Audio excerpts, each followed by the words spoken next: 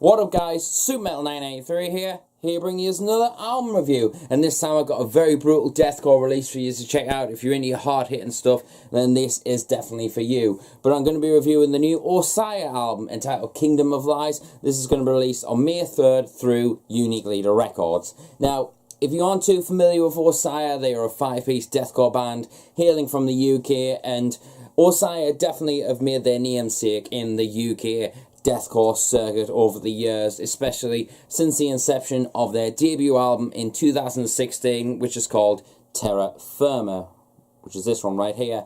Now, if you know from my previous videos, this was in my top albums for 2016. It came in at number 3, if I'm not mistaken, just behind Architects and Within Destruction.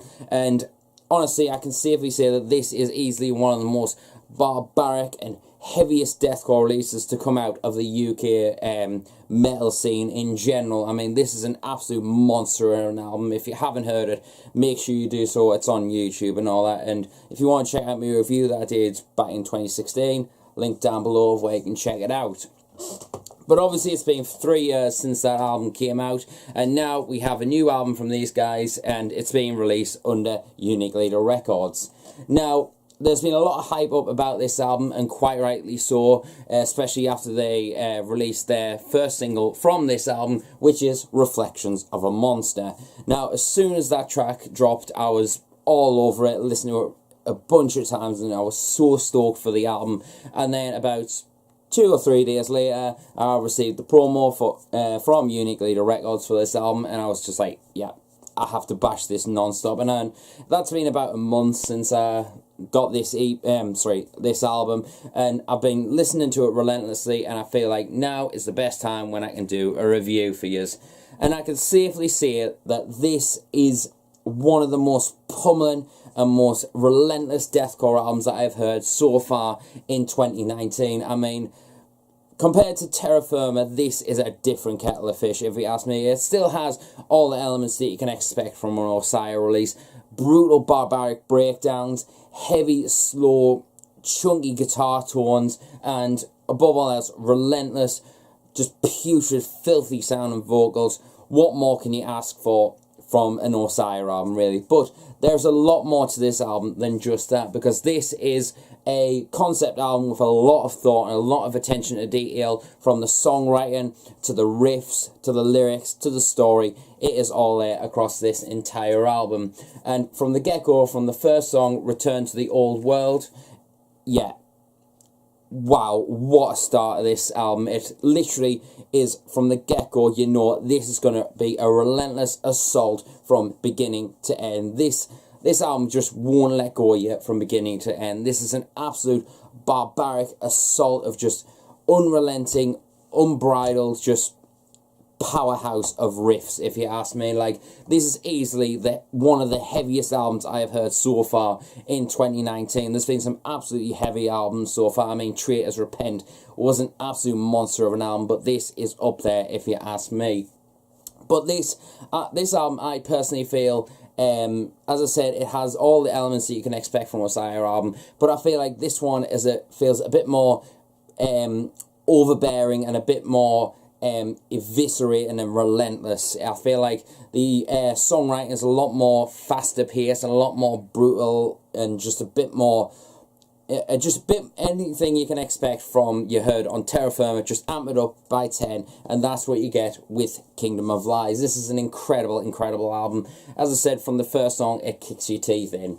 Then flowing into the second song, The Western Star, which is one of my personal favourites on this album for a lot of elements. There's definitely a very dark, diabolical-esque to this album in general. There's as if it kind of feels a little bit more blackened in an essence, without going. It's just got some really dark, really cynical atmospheres going on here, but it still creates this really torturous and very disturbing vibe on there, but it is still very clean production and very beefy sound, if you ask me. And then you flow into the third track, which is another one of my favourites, and definitely one of the more heavier songs on this album, which is Abattoir, which, in my personal opinion, if you want a song that sounds anything like Terra Firma, then that is definitely the closest reference I can put. If you hear that song, you know straight away it's an Osiah song, whereas I feel like the rest of the album just broadens its horizons a little bit and pushes the boat out just that little bit more to give it a new lease of life to the band, if you ask me. And obviously the first song, as I said, Reflections of a Monster, comes in at number 4. And that song, as I said, from the minute I heard it, I was like, yep, this is going to be a relentless release from that track. You just expect that just amped up to 1,000 for the rest of the album. And then you flow into the 5th track, which is Awakening. Now, this one is definitely one of the more riffier songs on this album, and definitely gives you a bit of a, as I've come to use, the pigeon bop, where it makes you bop along to it and just feel every bit of intensity coming from this song. It gets you really, really pumped up. And then one other element that I do really appreciate about this this track in particular is it features a guest spot, and it's the only guest spot on this album, but you get Jamie Graham, who is formerly of Heart of a Coward. Now, he is a very signified voice in the metal community, and he has an incredible tone to his voice, and I think, personally, it brings a bit of variety to that song. He's got a very unique voice, but it's not like a really brutal sounding voice. It's just a very unique fact, and I feel like it's kind of a selling point to that track and makes it stand out above the rest. And it just, but then when the breakdown comes in, when he finishes his little guest spot, you just feel like you've just been punched in the face, and it just feels like a 10-ton hammer's just been dropped on your fucking head, and that's what you need to hear with Osiah. You need to be decimated in the ground, or if not, you need to be filled, pumped up, full of energy, and it's going to go either way, depends on how soft you are. And then you flow into the 6th and 7th track, which is Ascension and Hellborn.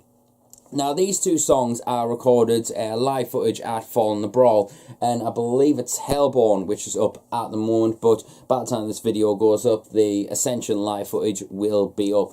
But Ascension and Hellborn have been songs that I've been listening to since I recorded that footage, and kind of got myself a little bit familiar with them, and I felt like those two songs were just amazing. That especially Ascension kind of has that kind of it kind of has a bit of a behemoth, sort of mid-era behemoth sort of esque to it. It's really dark and very black and sounding with those, eerie black metal kind of chords in there. It just feels just really dark and just evil as shit, if you ask me. And then flowing into Hellborn, that is another great song. And just a little side note, Ascension is going to be released as a music video probably just before this review goes up, but we'll see what happens in the upcoming future, but keep an eye out. But yeah, there'll be a link down below of when that song drops. And then, as I said, Hellborn, another amazing song, and that one's another riffer on this album. You can just headbang like fuck to that song, if you ask me. It's absolutely relentless and just barbaric as hell. And then you flow into Telluric Necromancy. I believe I've pronounced that right. I'm not too sure, but you know by now I'm not good at pronunciation. Another relentless song, if you ask me. And then the March is just an all-out, just filthy, putrid, just filth fest, if you ask me. I absolutely love that song. And then Red Hue upon a Linear, Linear? What the hell was that? Red Hue upon a lunar equinox. Yeah, that is just, it kind of feels like a bit of a break kind of thing, but it is an absolute heavy monster, and that is, in my opinion, the quintessential heavy part of this album that you really need to hear, if you ask me. And then flowing into the last track, which I'm not even going to try to pronounce the last one because I fucked it up in the last one, but The Eastern Star, a fantastic close of this album, and it just sets the mood off very nicely and just makes you just go, wow, you need to take a breath after you've heard that last song and just conjure up what you've just been listening to, just thinking, what the hell was that? That was incredible, and this is a damn incredible album. production-wise, it's very similar to Firma's production, if you ask me, but it feels a lot more cleaner, but yet it still feels as putrid and disgustingly heavy as Firma. It feels like they've just cleaned up the parts that needed to be, but still keeps it repulsively heavy. Like as if shotgun sounds before breakdowns. It just gets you so pumped up and makes your hair stand on end. It's just meaty as fuck. The guitar tone is just rich as fuck.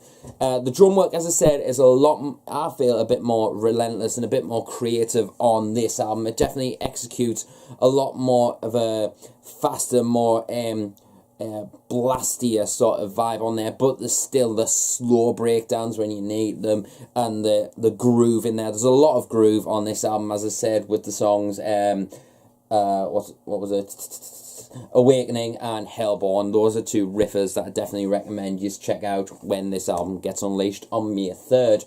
And then we get to the rumbling bass tone. I absolutely love the bass tone on this album. It's not in any ways clanky, which is something that I was hoping for.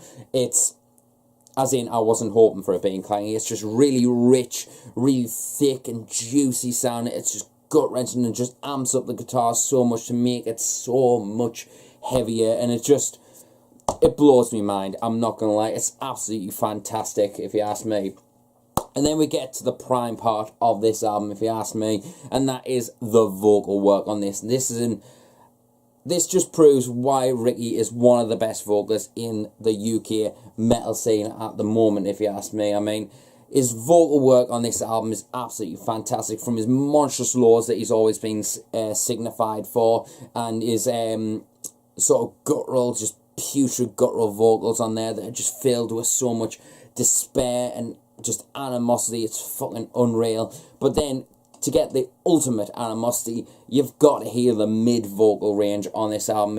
It's way better than it was on Firma, if you ask me. It's just filled with so much anger, intensity, and just overall it just feels like massive and huge, and as if commanding. I haven't used that word in a while when it comes to vocals. It just feels very commanding to listen to. It just feels just so intense. It's just an absolutely intense release, if you ask me, when it comes to the vocals. And then one element on this album vocally that I would like to talk about is on the Western Star. There is a moment on this where his torturous higher vocals come in, which they have amped up another level to a point where they just feel so broken and just so filled with despair and just hatred. It kind of forms or relates to, the only way I could describe it is Alex from Chelsea Grin, kind of when he what's the album, My Damnation, kind of like I absolutely love that vocal performance on that album, but it kind of reminds us that it feels so torturous and just filled with so much despair. I absolutely love it. And then the story on this album is easily something to behold. I mean, there is this is one of the albums where you need to own the CD or the vinyl pressing, which you can pre-order through Indie Merch Store. Link down below, and I'm going to place my pre-order very soon, and you need to as well, because the story that goes along with this album is, you can feel it's just full of Ricky's put his absolute heart into this, and there's a lot of depth and a lot of animosity in this, and it just feels so, it's just wow, it just feels like a release when you listen to this. You can connect very much so with this, and the lyrics are just filled with so much anger and just filled with so much hatred. It's just unbelievable to hear. If you want something to just focus on, this has to be the album to do so. Yeah, but honestly, this is a prime album in 2019, if you ask me, and something quintessential that you need to hear. If you want something to just fill you with so much energy and get you so pumped up and just pull the sting face left, right, and center. And if you want to know what the sting face is, it's that you know, when a putrid breakdown comes in, you just go, oh, it's just nasty and just filthy sounding. Then this is definitely the album for you. Kingdom of Lies by Osiah.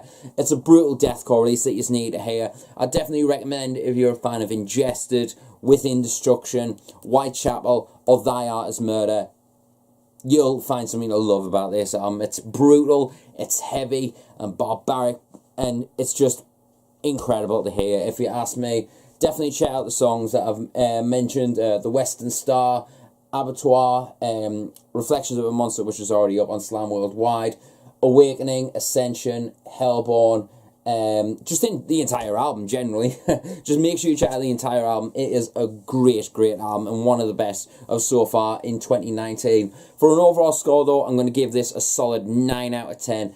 Absolutely incredible album. Make sure you get your pre-order in, link down below, and I've got a few more unique leader releases coming up in the upcoming future, so make sure to subscribe, and I'll see you until the next video, and remember, stay metal, and I'll see you later.